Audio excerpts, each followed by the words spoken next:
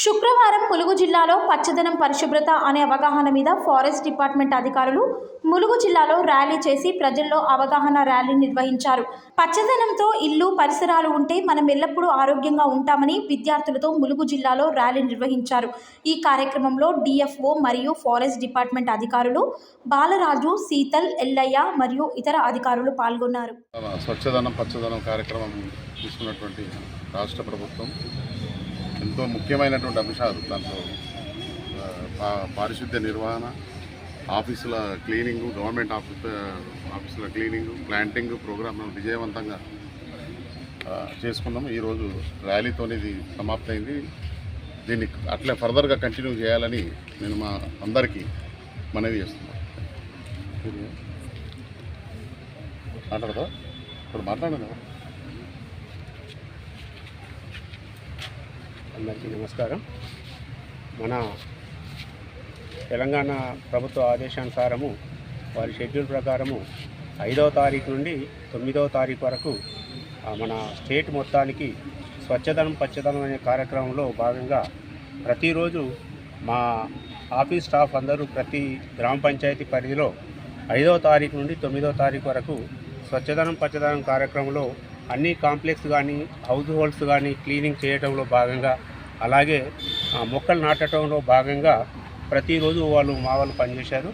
ఈరోజు 9వ తారీఖు చివరి రోజు సందర్భంగా పెద్ద ర్యాలీ నిర్వహిస్తూ స్వచ్ఛదనం పచ్చదనం కార్యక్రమం కింద నేడు తాడ్వాయి రేంజ్ పస్రా కాంప్లెక్స్లో మా ఎఫ్డిఓ తాడ్వాయి గారి ఆధ్వర్యంలో Tadvai territorial range, Pasra territorial range, Lingala range, అలాగే మేడారం రేంజు పూర్తి సిబ్బందితో అలాగే మన స్టూడెంట్స్తో పెద్ద ర్యాలీ నిర్వహించడం జరిగింది. ఈ కార్యక్రమం ఇంతటితో ఆపకుండా ఈ పచ్చదనంలో భాగంగా ప్రతిరోజు మా స్టాఫ్ అందరూ మొక్కలు నాటుతారని అందరికీ తెలియజేస్తూ ప్రతి పచ్చదనం కార్యక్రమంలో చాలా భాగంగా మేము పచ్చదనాన్ని పెంపొందించే కార్యక్రమం చేపడతామని చెప్పి మనవి చేస్తూ థ్యాంక్ యూ. భాగంగా ప్రతి ఇంటికి కనీసం 5 మొక్కలు నాటాలనేది గవర్నమెంట్ స్లోగన్.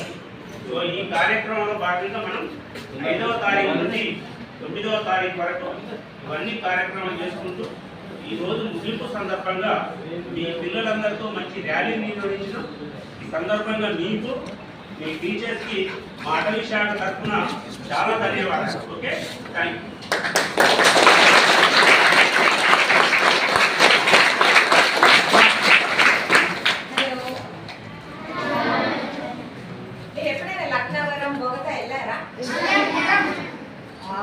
మరి మీతో పాటు ఫుడ్, వాటర్ తీసుకెళ్ళారా? తినాలి కదా అక్కడికి వెళ్తే, టూరిజం పిక్నిక్ వెళ్ళినప్పుడు.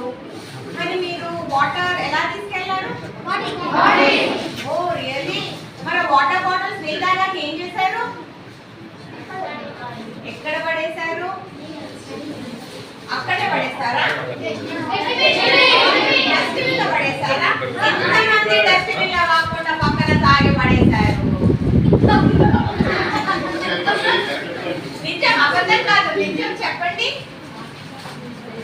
అయితే మనం ఎక్కడన్నా పిక్నిక్ వెళ్ళినా లేకపోతే ఎక్కడన్నా మన ఇల్లు కాకుండా ఇంకెక్కడన్నా మనం విజిట్ చేస్తే మనం జనరల్ గా వాటర్ తీసుకొని వెళ్తాం కదా. అట్లీస్ట్ వాటర్ అయితే తీసుకుంటాం కదా, కూల్ డ్రింక్స్ తాగుతాం కదా. ఇప్పుడు మరి కూల్ డ్రింక్స్ తాగినప్పుడు వాటిలో ఆ ప్లాస్టిక్ బాటిల్ మీరు ఏం చేస్తారు? తాగేస్తారు, పక్కనే పడేస్తారు. పడేస్తామా లేదా? తప్పు కదా. అలా పడడం వల్ల ప్రాబ్లం ఎవరికి వస్తుంది? మనకి. మనం ఏమనుకుంటాం, ఇక్కడ పడేస్తాం అయిపోయి మనం వెళ్ళిపోతాం, ఎవరికి కూడా లేదనుకుంటాం. కానీ అది మళ్ళీ మనకే ప్రాబ్లం అవుతుంది. ఎందుకు? పొల్యూషన్. మళ్ళీ ఓవర్